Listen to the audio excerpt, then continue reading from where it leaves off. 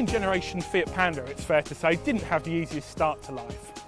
For a start, Fiat insisted initially on calling the car the Gingo, which has to be the most horrible name for a car since the Nissan Pantry Boy Supreme. Then they won European Car of the Year. More often than not, this turns out to be a curse. Previous winners have included duffers like the Renault 9 and the Citroën XM. Fiat actually have quite a good record in this competition. They've won it with the Uno, the Punto, the Tipo and even the old Bravo.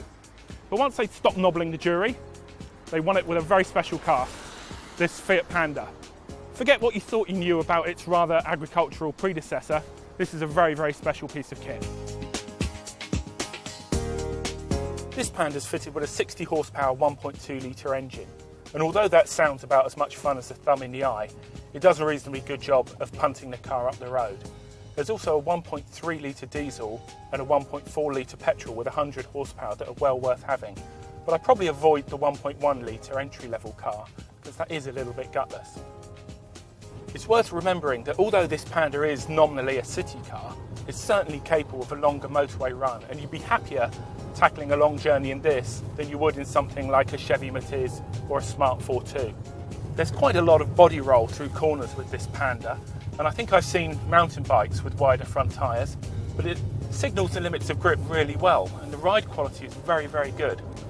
There's also a city button on the dashboard that when you press it, it takes all the weight out of the steering. It's great for parking, but if you forget that you've left it on and come upon a roundabout, you'll be flapping like a chicken in a box when you encounter a bend. Otherwise, the report card is very, very good. The brakes are excellent, the gearbox is nice and tactile. I think the only real demerit are the miserably tiny wing mirrors that don't give a very good field of view. The key to building a really good city car is to make the most of the space that's available to you. This Panda is a brilliant example. Fully 68% of the car's length is taken up with the passenger compartment, which is better than any of its rivals.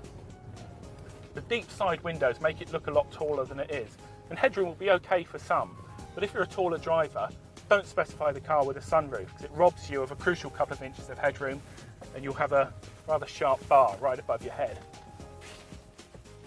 Build quality is better than ever, and the Panda has always had a reputation for rugged durability. There's 10 different paint finishes, 8 different interior upholstery finishes, and Fiat claim that 99% of the interior is lined, which is a record for this class, but never go speed dating armed with facts like that. The Panda is offered with 4 engines, we've chosen this 1.2, and in 3 main trim levels, Active, Dynamic and Eleganza. There's also a 4-wheel drive model with the 1.2 litre engine that's called the Climbing on the Continent. We rather boringly call it the 4x4. And there's also the 100 HP, which is a sporty model that the motoring press have been going all gooey over. It's something quite special. Prices start at just under £7,000 for a 1.1 litre Active, but the smart money will go on a 1.2 litre Dynamic with air conditioning, and that will run you just underneath £8,000.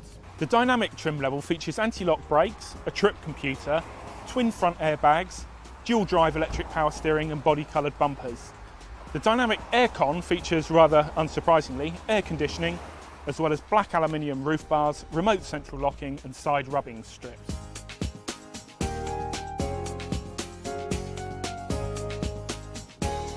Unless life has really dealt you one from the bottom of the pack, running a Panda probably isn't going to break the bank. This 1.2 litre model returns 51 miles per gallon, and even if you choose the sporty 1.4 100 HP, you'll still get 43 miles per gallon from one of those. Should you plump for the 1.3 litre diesel, it's actually a statistical probability that life on Earth is going to be wiped out by a meteorite before it runs out of fuel. Okay, so I just made that bit up, but it sounded better than 65 miles per gallon. On a longer run, it'll even get a faintly ridiculous 76 miles per gallon, which will give it a touring range of nearly 600 miles, which is phenomenal for what is effectively a city car. Every year we see a new crop of city cars arrive. The Citroën C1, the Toyota Aygo, the Peugeot 107, the Volkswagen Fox, the Smart 4.2. They've all tried to depose the Panda from the top spot, and every one of them has come up shy. It's hard to believe this Panda's been with us since 2003, but make no mistake, it's still the city car king.